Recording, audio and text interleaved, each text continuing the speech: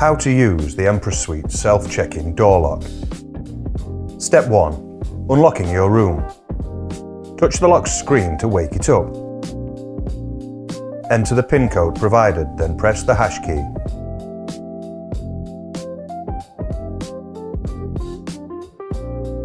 You'll hear the lock click. That means it's unlocked. Push the handle down and enter your room.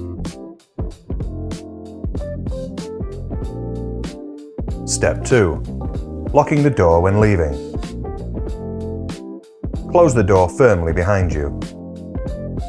Lift the handle upwards. You'll hear the deadlock engage. Your door is now fully secured. For additional access, use the same PIN code to enter the restaurant bar.